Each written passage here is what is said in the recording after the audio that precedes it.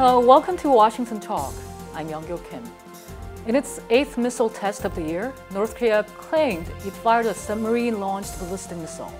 If it was an Slbm, as they say, it would be its first Slbm test in 2 years. And now, U.S. Special Representative for North Korea, Sung-Kim, is in Seoul. He said earlier he will continue discussions of South Korea's end-of-war proposal and other issues of mutual concern during his visit to Seoul. Today we'll discuss these and more. Joining me is Bruce Bennett. Dr. Bennett is an international defense researcher at the RAND Corporation. He has worked with the Office of the Secretary of Defense and with the U.S. Pacific Command and Central Command. Scott Snyder is also with me today. Mr. Snyder is Director of the U.S.-Korea Policy Program at the Council on Foreign Relations. His book, South Korea at the Crossroads, examines the trajectory of South Korean foreign policy. Welcome to the program. Good to have you both. Thank you. I'll start with Mr. Snyder. North Korea is not showing any sign that it'll stop testing its missiles. The latest one was its 8th missile test this year. What was your first thought? Well, my first thought was that North Korea appears to be back to normal in terms of its testing cycle after a break as a result of the COVID pandemic. So I think that we can presume that the situation inside North Korea, at least as related to missile development objectives, has returned to normal. And then my second thought was really that North Korea continues to check off the list of desired capabilities that it revealed last January at the 8th Workers' Party Congress, and Slbm capability was one of those. Dr. Bennett, North Korea claims the latest missile it test fired was an Slbm. How likely is it that the missile could be really an Slbm? Well, when you say an SLBM, it's a missile that can be launched from a submarine. It probably was that. The question was, though, was it launched from a submarine?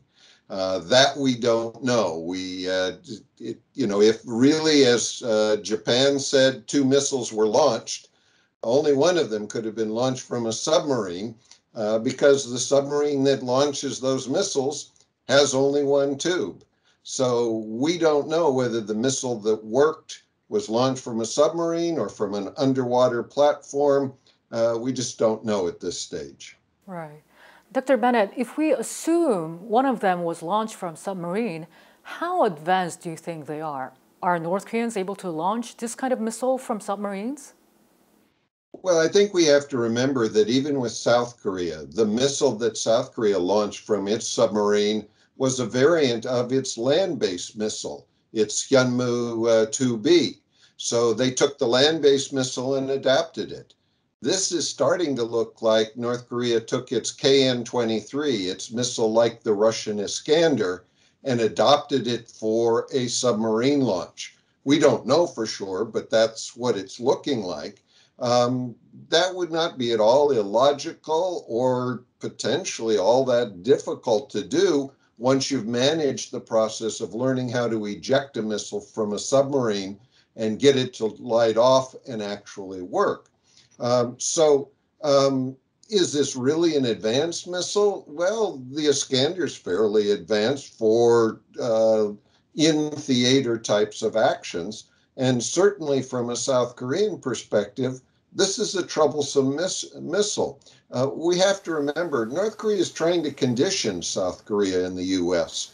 They're trying to get us used to these short-range missile tests, even though they're prohibited by the UN Security Council resolutions. They're trying to continue the Trump heritage of saying, oh, short-range missiles are no big deal. And that undercuts the U.S. reassurance of our ally. It's not a good thing for the U.S. to say, oh, it's okay if you fire missiles that could hurt South Korea. Right. Mr. Snyder, what do you think the latest test tells about where North Korea stands in terms of its missile technology? I think that this is an area that North Korea is trying to develop, and it's going to require more tests before North Korea is going to be able to move to deployment. The other issue that some have pointed to is that we're not really sure what type of submarine North Korea intends to launch a missile from. And so, that is another big question, I think, related to North Korea's development of this capability. Mr. Snyder, the U.S. said the latest missile is violating the UN Security Council resolutions. What is the reason that the U.S. should be wary about this latest missile launch? Well, Bruce already outlined that as well. And so what I would say is that the UN Security Council resolutions are the primary enforcement mechanism as related to North Korea's illegal nuclear and missile development. And what North Korea is trying to do is to legitimize itself as a responsible nuclear state, as one that has these capabilities. And I think that we can see that very clearly in, for instance, the North Korean statements that it's made in defense of its program at the UN General Assembly. But the fact remains that the Security Council has passed numerous resolutions condemning these developments. And because it's the primary vehicle for enforcement, the U.S. And the international community needs to hold to the resolutions as a symbol of the fact that North Korea is in violation. Right. Dr. Bennett, are you worried that North Korea seems to be diversifying its missile capabilities? Sure. I mean, this kind of development, and especially their modernization, their ability to replace their old Scud missiles, which were very inaccurate, with the much more accurate and maneuverable KN-23 that will give missile defenses a problem. These are all developments which are not a good kind of development from a U.S. ROC perspective. And, following up on what Scott said, I think we need to be very clear. North Korea keeps saying, well, you've got a double standard. South Korea is developing a 1,500-kilometer range cruise missile, so are we. They launching an 800-kilometer range ballistic missile, so are we. So it's a double standard. The problem is North Korea's missiles are being developed for nuclear weapon delivery. And that is a major reason why the sanctions have been implemented. That is not a double standard. And that is the case where we need to take action against North Korea to demonstrate that the problem is its ability to deliver nuclear weapons. They need to be thinking about denuclearizing. As well, South Korea needs to be cautious about anything associated with nuclear weapons, as has developed in the debates over the presidential election. All right. Dr. Bennett, North Korea's foreign ministry released a statement saying its test firing of a new Slbm was not targeted toward the United States, adding that there's no need for Washington to worry or agonize. What is the meaning of this? Are they laying the groundwork for the future talks? I think they're trying to implement their strategy of breaking the U.S. ROC alliance. How can they launch missiles that threaten South Korea when the U.S. has guaranteed South Korea that we have South Korea's back? We're going to take care of these kinds of situations. That's our extended deterrent, our nuclear umbrella guarantee. How can we ignore the fact that they're launching missiles that could hurt our ally? We have committed to the security of our ally. Even the Biden administration, with their interim national security strategy, very clear that anything that threatens South Korea is considered by the U.S. to be a serious threat. So the North Korean statement's nonsense. That does worry the U.S. because it threatens our ally. All right. Mr. Snyder, some people in South Korea say a series of North Korea's missile tests can be interpreted as the regime's willingness to talk, since it shows it is building up leverage for the talks. Do you agree with that view, or should we see this as ironic? Well, I think the problem with that view is that you simply don't make that level and scope of investment into developing a capability simply in order to give it away. And so I think that instead, what North Korea's strategy is to create the circumstances by continuing to really control facts on the ground, whereby we find ourselves accepting the outcome that North Korea seeks, which is legitimacy as a nuclear state.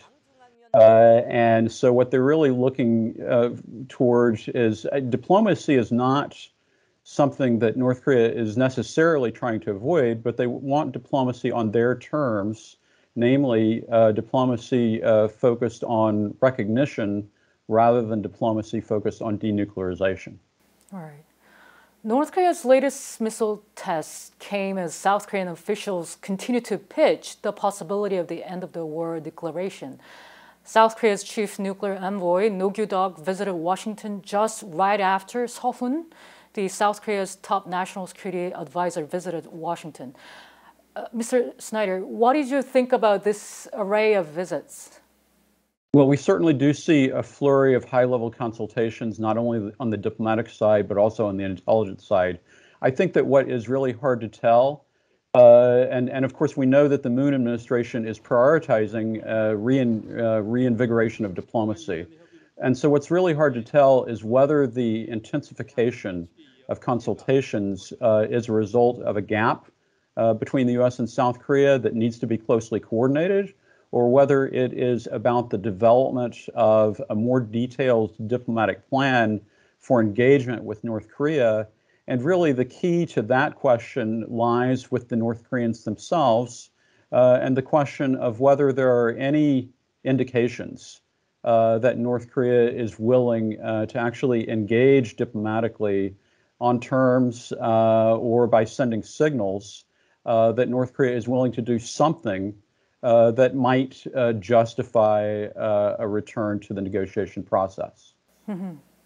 Dr. Bennett, did you find it unusual that South Korean officials visited Washington in two separate trips within just a few days?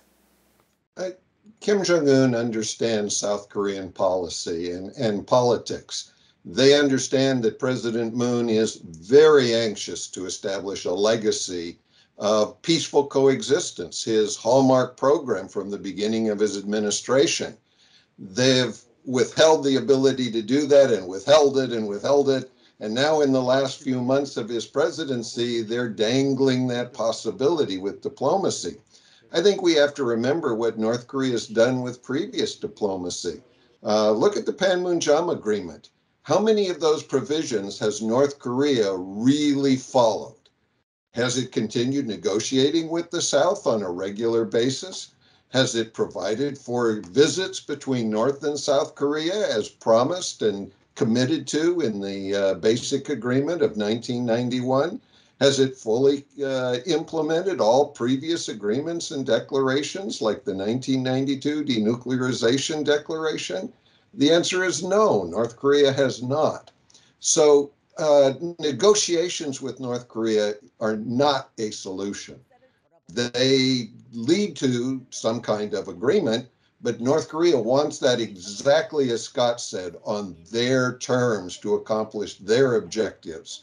And when it's not one of their objectives, they're quite prepared to violate the agreement in whatever way they choose to. Mm-hmm. Dr. Bennett, the South Korean officials said the understanding on the U.S. side about the necessity of declaring the end of war has deepened. Does this mean the U.S. is closer to agreeing to declare the end of the Korean War? We don't really know. The Biden administration hasn't said. It would appear to me that our understanding is deepened in the sense of how anxious the Moon administration is to get an agreement. It's not clear that the U.S. is seeing that this is a meaningful thing. Let's remember, if we're going to have a peace declaration, it should be a two-sided declaration. Is North Korea really going to end its hostility towards the United States? Because that's what peace means, is they end theirs. They're going to stop indoctrinating their people. Are they going to stop doing missile launches? Are they going to stop doing nuclear development and production of nuclear weapons? Because those would be all good signs of peace, but those are not things that North Korea is putting on the table. If those don't happen and we do some kind of declaration, will there really be peace? And I think the answer is no, not really. It's going to be on North Korean terms, that they get what they want.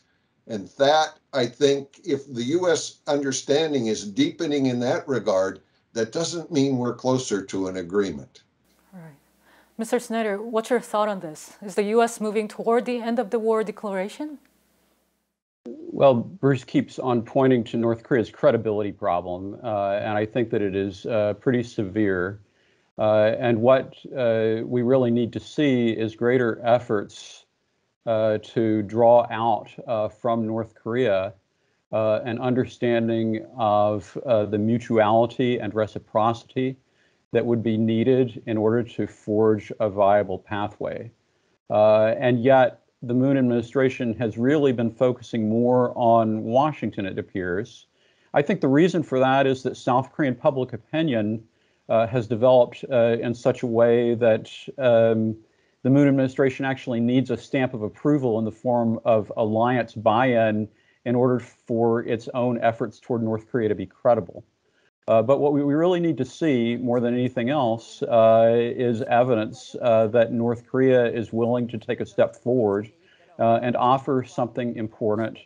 Maybe it could be even further pledges of self-restraint or enhanced willingness to curb its own testing, or even a return to other forms of discussions about stabilization on the peninsula in order for this really to be viable.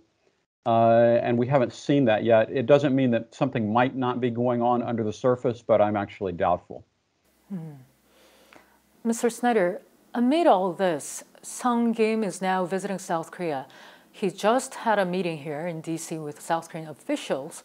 Why did he have to go to Seoul himself? Is the current circumstance demand such frequent meetings? Well, it's hard to say exactly. I think that it's very clear that the Moon administration is in a phase where it really wants to engage. I've pointed to the missing element that we don't know, and that is what's actually happening underground in terms of any possible interactions with North Korea. If there is nothing, then this is simply an exercise in alliance management. If there is something going on, then it's really critical for the U.S. and South Korea to be on the same page as we move to a phase where there might be an opportunity for diplomatic engagement. All right. Dr. Bennett, your thought on this? Is something happening, and is that why Sung Kim had to go to Seoul? Well, the whole issue of some kind of peace declaration is very, very important to President Moon.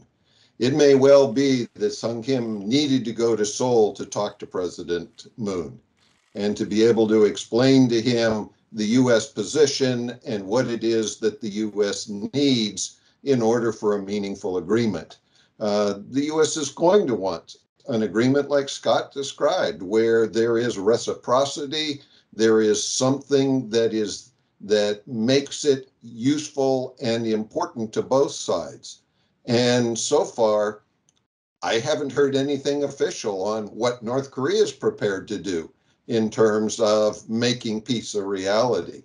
And that may well be what Sung Kim's trying to explain to the ROK government is, we need something from the North. Recently, the State Department has said, you know, we're tired of negotiating with ourselves. If the North Koreans keep saying we've got to end our hostility, well, be specific. Tell us what you want us to do and tell us what you're prepared to do. Let's not go to generalities and require us to come up with an answer. Dr. Bennett, my last question for today. North Korea's missile tests are not stopping, and South Korea is pushing for declaring the end of the Korean War. Can these two go together, and how can the end of the war declared when the missile tests are still there? Well, it all depends upon how desperate the U.S. and the ROC are for negotiations. If we're really desperate, sure, we could decide to do that. But the reality is peace suggests that we shouldn't do that. That if North Korea isn't prepared to avoid missile tests, then there's not a lot of reason. We have to go back and remember in March of 2018, when the South Korean officials visited with Kim Jong-un in Pyongyang, and he asked for a summit meeting with President Trump for them to help make it happen, he committed at that time to no tests, not long-range tests only, but no missile tests or nuclear tests at all, as long as interactions were going on. He's violated that commitment many, many times. And I think we have to say, if you're really serious about wanting peace, stop violating your commitment. Mr. Snyder, do North Korea's missile tests complicate South Korea's efforts to formally end the war? Well, yeah, I think they do, because I think that our conversation so far has really pointed to the possibility that we're seeing a peninsular missile race, some kind of space race, and this is not a propitious moment for declarations. Instead, I think that what it points to is possibly the need for a redoubled arms control approach, including a focus on practical interactions and negotiations between North and South Korea over how to reduce tension rather than making declarations.